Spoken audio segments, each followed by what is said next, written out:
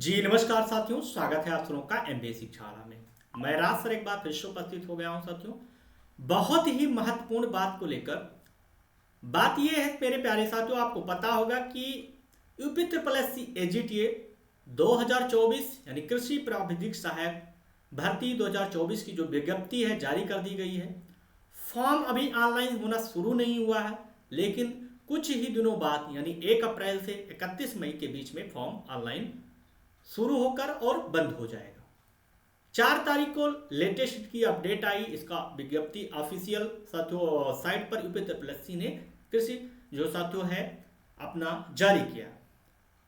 लेकिन इसमें सबसे बड़ी बात आ रही है प्यारे साथियों, सभी हमारे साथियों के क्वेश्चंस हैं उठ रहे हैं और कमेंट आ रहे हैं, कॉल्स आ रहे हैं, फोन्स आ रहे हैं, मैसेज आ रहे हैं मेरे प्यारे साथियों कि इसमें सबसे बहुत बड़ा आरक्षण घोटाला है ओबीसी एससी एसटी छात्रों के साथ। आरक्षण घोटाला क्यों है, क्या है, इसके बारे में, इसके विषय के बारे में हम सभी लोग बात करेंगे आज इस सेशन में। आज का ये जो टॉपिक है आरक्षण से संबंधित ही है। सबसे पहले मैं वीडियो को स्टार्ट करने से पहले बता दूं कि ये वीडियो या मैं जो मुझे जानते हैं या नहीं जानते हैं पर्सनली, मैं किसी जर्नल कैटेगरी के स्टूडेंट के खिलाफ नहीं हूं, उसके विरोध में नहीं हूं, उसका विरोध कतई नहीं करता, न उसके हक का छीन रहा हूं, न उसके हक को छीन रहा हूं, न उसके हक के खिलाफ हूं। मतलब मेरे हिसाब से कहने का हिसाब यही है कि मैं, अगर आप जनरल कैटेगरी के छात्र हैं, आप सवर्ण से आ रहे हैं, तो आपके मैं खिलाफ नहीं हूं, ना आपका विरोध कर रहा हूं, बट मैं ओबीसी एससी एसटी जो छात्र हैं उनके समर्थन में ये वीडियो बना रहा हूं। समर्थन में क्यों हूं? क्योंकि उनके हक को छीना जा रहा है। अगर वो अपने हक को मांगेंगे नहीं तो उनके हक को ऐसे ही खत्म कर दिया जाएगा। आपको पता है कि आरक्षण हमारा जब लागू हुआ तो ओबीसी के लिए साथियों कितना, लगभग 27%, ओबीसी के लिए 27% आरक्षण, एससी के लिए अगर देखा जाए वही 15% आरक्षण, ओबीसी के लिए 27%, एससी के लिए 15% और एसटी के लिए साथियों कितना, 7.5% आरक्षण लागू हुआ। अभी हाल ही में आपको पता है मोदी जी के सरकार में ईडब्ल्यूएस आया। ईडब्ल्यूएस के तहत जो हमारे जनरल कैटेगरी के छात्र हैं, भाई हैं, बहन हैं, उनके लिए 10% आरक्षण का प्रावधान किया गया। तो मेरे प्यारे साथियों, हर एक चीज में बदलाव होना जरूरी है और बदलाव हुआ। ईडब्ल्यूएस का आरक्षण दिया गया 10% जनरल कैटेगरी के छात्रों को, जनरल कैटेगरी के इंसान को, किसी भी चीज में। तो कभी ओबीसी वर्ग का कोई छात्र युवा विरोध करने नहीं गया, एससी का छात्र एसटी का नहीं विरोध करने गया। तो मेरे हिसाब से आपको भी विरोध नहीं करना चाहिए। आपको आपका हक मिल रहा है। आप सदियों से राज किए, सदियों से सारे अपना वर्चस्व स्थापित किए थे। आज हमारे कुछ दिन 70 साल से जो हमको अपना हक मिल रहा है, बढ़ने का थोड़ा हक मिल रहा है, तो उसको मत छीनिए। कुछ चंद लोग हैं जो ऐसा कर रहे हैं, बाकी आप लोगों से हाथ जोड़कर गुजारिश है कि आप सभी लोग हमारे हक को दिलाने में प्रयास कीजिए। अन्यथा अगर ऐसा नहीं कुछ कर सकते हैं तो हम आवाज उठा रहे हैं। कहते हैं ना, किसी ने कहा कि हम हवाओं का रुख मोड़ रहे हैं और आए एजीटीए वाले, ओबीसी एससी एसटी वाले छात्र हमारे साथ चले। मैं दुनिया को साथ नहीं बुलाता हूं, न दुनिया आएगी। ये मुद्दा है ओबीसी एससी एसटी वाले छात्रों को। तो आपके हक के साथ खिलवाड़ किया जा रहा है, आपके आरक्षण के साथ खिलवाड़ किया जा रहा है, आपका हक छीना जा रहा है। अब बात तो आई, तो सबसे पहले हमें जानना यह है कि आरक्षण गवर्नमेंट जो जॉब्स हैं, चाहे सेंट्रल जॉब्स होती हैं या स्टेट जॉब्स होती हैं, उनमें कैसे इसका बंटवारा होता है। तो एक स्क्रीन पर शो रहा होगा कि लंबवत आरक्षण का विवरण और एक साथियों क्षैतिज आरक्षण का विवरण होता है। लंबवत यानी साथियों जो वर्टिकल रिजर्वेशन साथियों है, तो ये क्या है, वर्टिकल रिजर्वेशन है। और एक हॉरिजॉन्टल होता है। तो जैसे आपको मैं बता दूं मोटे तौर पर कि जैसे समझ लीजिए 100 सीट है, 100 सीट है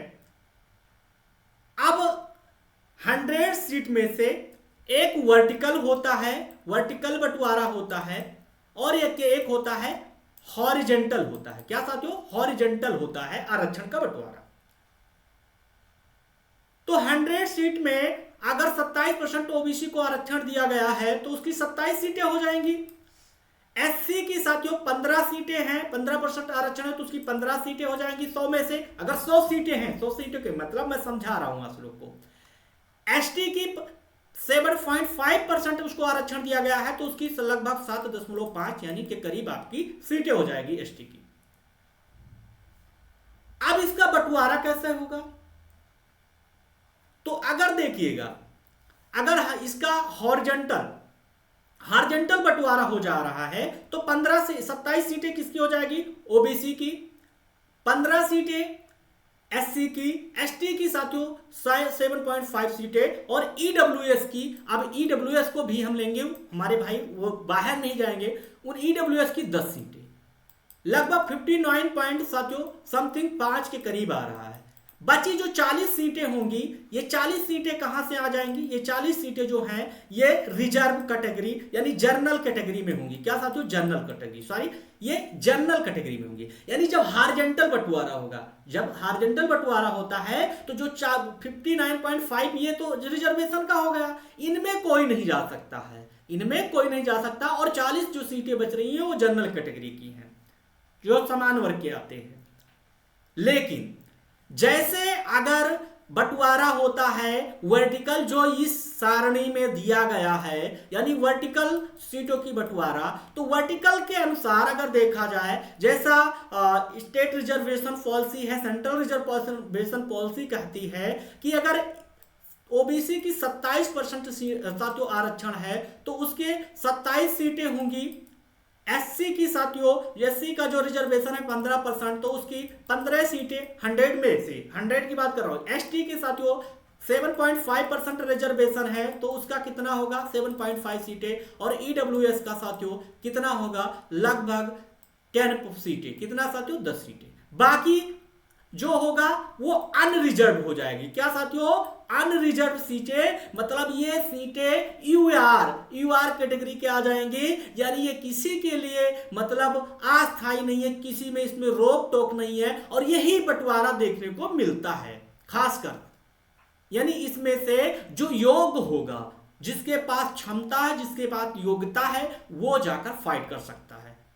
कहने का मतलब है अगर आपके पास काबिलियत है, जैसे एस जनरल कैटेगरी का बच्चा 40 नंबर लाया, अगर आप एससी कैटेगरी से बिलोंग करते हैं, आप भी 40 नंबर ले आए, 42 नंबर ले आए, तो जनरल कैटेगरी के यानी जो यूआर वाली सीटें हैं वहां पर आप सभी लोग फाइट कर सकते हैं, यानी जो वर्टिकल सीटों का आरक्षण होता है। लेकिन जब हॉरिजॉन्टल सीटों का आरक्षण साथियों बंटवारा होता है, वहां पर हॉरिजॉन्टल साथियों क्या है, आप सभी साथी अपने ही कैटेगरी में, एससी वाला एससी में रहेगा, एसटी वाला एसटी में रहेगा, आप आगे नहीं जा सकते, वो सीटें खाली छोड़ दी जाएंगी भले। और जो खाली सीटें रह जाती हैं उन सीटों के किस नाम से जानते हैं? बैकलॉग पद। क्या साथियों? बैकलॉग पद के नाम से, पोस्ट के नाम से उनसे जाना जाता है।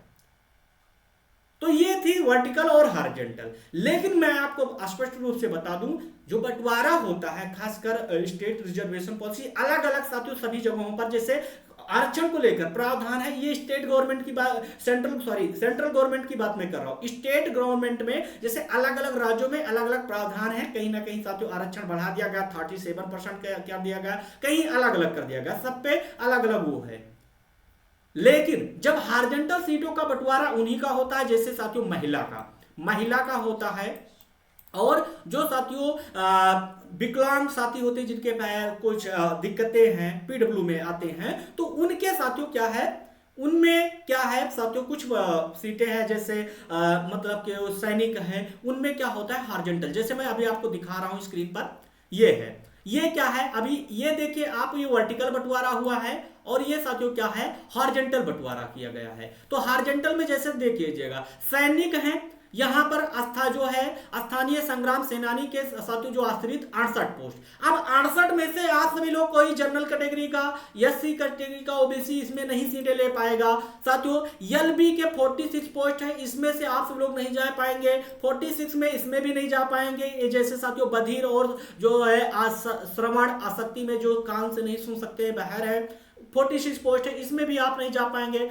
45 है जो साथियों, इसमें है ओआई, ओए, एलएससी, डीडब्ल्यू एंड एएबी, इनमें से भी आप लोग नहीं ले पाएंगे। अगर देखा जाए सैन्य विशेषी या भूतपूर्व सैनिक की जो 172 सीटें हैं, इनमें भी आप सभी लोग नहीं फाइट कर पाएंगे। 689 जो पोस्ट है महिला की, ये हार्जेंटल हुआ है, इसमें भी आप सभी लोग फाइट नहीं कर पाएंगे चाहे जितना नंबर हो। तो यानी कहने का मतलब है 36 भी जब साथियों आरक्षण का विवरण होगा, बंटवारा होता है, तो जो महिला और जो सैनिक हैं इनके लिए इनमें आप सब लोग का कोई प्रावधान नहीं जा सकते। उत्कृष्ट खिलाड़ियों के लिए साथियों जो 68 पोस्ट हैं, इनमें भी आप सब लोग फाइट नहीं कर सकते, बस वही लोग फाइट करेंगे। अब आप सब लोग फाइट कहां कर सकते हैं? तो जो मैंने पहले बताया कि साथियों जो वर्टिकल है, हॉरिजॉन्टल वर्टिकल साथियों जो बंटवारा होता है आरक्षण का, यहां पर फाइट कर सकते हैं। अब फाइट करेंगे। अब सीटों का देखिएगा, अब बात हुई, ये सारी चीजें थी सीटों का बंटवारा। क्या थी साथियों? सीटों का बंटवारा हुआ था आप सभी लोगों का कि सीटों का जैसे कैसे बंटवारा करते हैं वर्टिकल और हॉरिजॉन्टल, ये सभी चीजें आप लोग समझ गए। लेकिन अब आपको समझना क्या है? आपको यह समझना है, ये जो वीडियो में बनाया ये UP SSC AGTA, UP SSC AGTA में ऐसा कुछ हुआ ही नहीं है। क्यों नहीं हुआ है मैं आपको दिखा रहा हूं भाई। एक मिनट में इरेजर कर दूं ये सारी चीजें, स्पष्ट रूप से मैं बता दूं। जैसे यहां पर मैं आपको बताया था सबसे पहले कि ओबीसी के लिए 27% आरक्षण है, एससी के लिए 15% और एसटी के लिए साथियों क्या है, कितने परसेंट आरक्षण है एसटी के लिए? तो एसटी के लिए साथियों 7.5% आरक्षण और ईडब्ल्यूएस के लिए 10% आरक्षण। तो उस हिसाब से अगर वर्टिकल बंटवारा हुआ है, और हमें ये बंटवारा से कुछ मतलब नहीं, चाहे वर्टिकल हो या हॉरिजॉन्टल हो, हमें मतलब है साथियों हमारी सीटें कितनी हैं, हमारे आरक्षण के हिसाब से क्या सीटें दी जा रही हैं या नहीं दी जा रही हैं। तो हमें सबसे पहले इसी पर बात करना है। इरेजर हो गया है, तो जैसे देख लीजिए 34 से टोटल जो पोस्ट है 3446 है। अब इसके हिसाब से अगर ओबीसी का साथियों 27% है, 27% इसका आरक्षण है, तो इसके हिसाब से ओबीसी की साथियों कितनी वैकेंसीज होनी चाहिए? यानी साथियों लगभग 27 गुणे साथियों आप सभी इसका 3446 का भाग दे देंगे। कितना साथियों? 3446 का अगर 27% निकालेंगे तो लगभग हो जाएगा कितना साथियों? 930 ये 42 आ रहा है साथियों, यानी 930 वैकेंसी ओबीसी की होनी चाहिए। इसमें साथियों वैकेंसी है ओबीसी के लिए 629 वैकेंसी है। वही अगर देखा जाए 15% आरक्षण जो है एससी को मिला है, एससी के लिए यानी अनारक्षित जो सीटें यानी अनुसूचित जात के लिए है, तो इनके लिए अगर देखा जाए अनुसूचित जात के लिए 15 गुणे साथियों यानी लगभग 15 का साथियों यानी 3446 का 15% निकालेंगे तो लगभग 516 वैकेंसीज हैं और इनमें दी गई है 509 वैकेंसी। तो थोड़ा बहुत कम है, 10-5 पोस्ट कम है। वही एसटी के लिए अगर देखा जाए साथियों तो इनके लिए 7.5% आरक्षण दिया गया है। तो एसटी के लिए जो पोस्ट होनी चाहिए 7.8% 3446 का निकालेंगे तो लगभग साथियों 258 कितना साथियों 258.45 आंसर आएगा, यानी लगभग मोटा मोटा 258 पोस्ट होनी चाहिए। पोस्ट कितनी है साथियों? 151। अब घपला तो एससी ओबीसी एसटी तीनों के साथ हो रहा है। अब बात ये घपले की है, लेकिन मैं पूर्णतया मैं आयोग से कृषि निदेशालय से यह पूछना चाहता हूं कि जो हमारी स्टेट रिजर्वेशन पॉलिसी है उसका ये रूल्स रेगुलेशन है कि कभी अनरिजर्व यानी साथियों जो यूआर है यूआर कैटेगरी में 50% से ज्यादा सीटें नहीं रख सकते, आरक्षण नहीं रख सकते, यानी 50% से ज्यादा साथियों जो है सीटें को उसने स्पष्ट रूप से कह दिया है कि इसकी एक पॉलिसी है 50% यानी अनरिजर्व कैटेगरी में 50% से ज्यादा सीटें आप नहीं रख सकते। तो किस बेस पर 3446 का जो 50% निकालेंगे साथियों, तो लगभग आ जाएगा 1700 साथियों, लगभग 23, कितना साथियों, 1723 आ जाएगा। तो 1723 की जगह पर आपने 1813 पोस्ट रखी। इसका आप हमें बताइए कि अनरिजर्व कैटेगरी में 1813 कैसे आया। दूसरी बात, अगर आया तो हमारा यही सवाल है, अगर 1813 पोस्ट आया तो किस बेस पर आप सभी लोग डिसाइड किए कि ओबीसी के लिए 629 वैकेंसी, एससी के लिए साथियों 509, एसटी के लिए 151 वैकेंसीज आप दिए हैं। क्या आप बैकलॉग के पद पिछली वैकेंसीज में 2018 में जो वैकेंसी आई थी उस पर हमारे ओबीसी वाले साथी, एससी वाले, एसटी वाले क्या ज्यादा भर गए थे? जो भी प्रतिक्रिया है आपको देना पड़ेगा, यूपी ट्रिपल दे, कृषि निदेशालय दे, कोई भी दे। अन्यथा अगर मैं रीट के द्वारा कहीं ना कहीं साथियों क्या है, आप पूछा जा रहा है, हमारे बहुत से साथी हैं जो हमारे साथियों संपर्क में हैं, सवाल उठा रहे हैं और पहुंच भी गए हैं।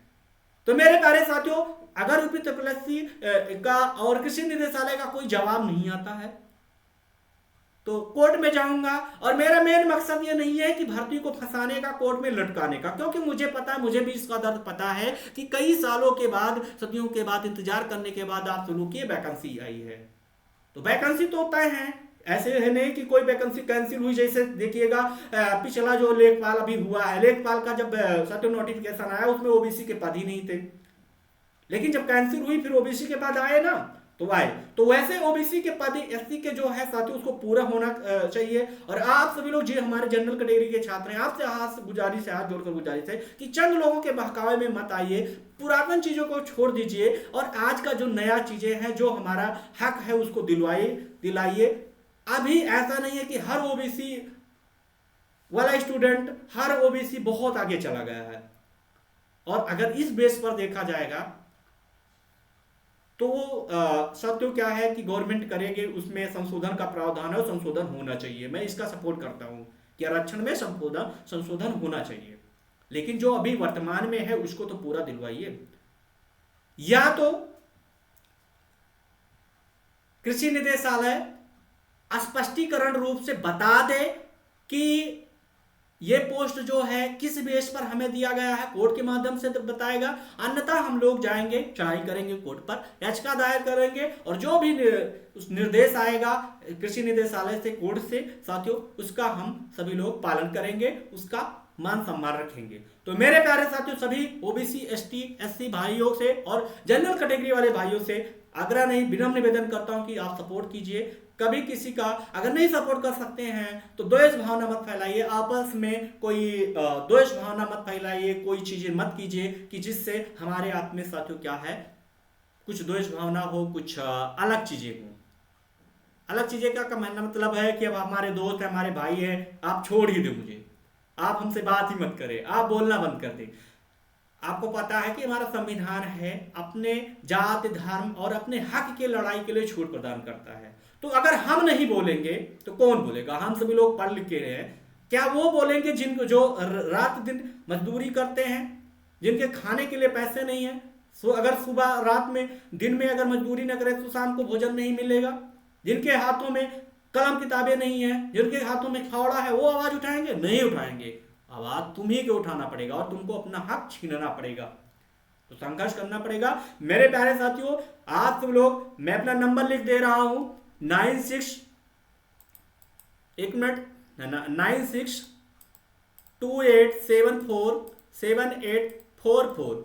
एक बार फिर से बता दे रहा हूं 9628747844। हिंदी में बता दूं 9628747844। जो हमारे साथी सपोर्ट में है इसके कॉल कर सकते हैं, मैसेज कर सकते हैं और अपना सहयोग दे। हम लोग सभी लोग एक साथ अपने आरक्षण को बचाएंगे। अन्यथा जो भी होगा, निर्देश होगा हमारे साथियों का और हमारे बड़े भाई लोग हैं जो साथ में हैं, वही का उसी का पालन करेंगे। वीडियो अगर पसंद आएगा तो अपने साथियों के पास शेयर कर दीजिएगा और चैनल को सब्सक्राइब जरूर कर लीजिएगा, क्योंकि ये आवाज दबाई जाएगी तो आवाज दबनी नहीं चाहिए। और फिर मिलेंगे, ऐसे कोई जानकारी मिलती है। तब तक के लिए जय हिंद साथियों, धन्यवाद, take care, I love you, bye bye, love you all, thank you.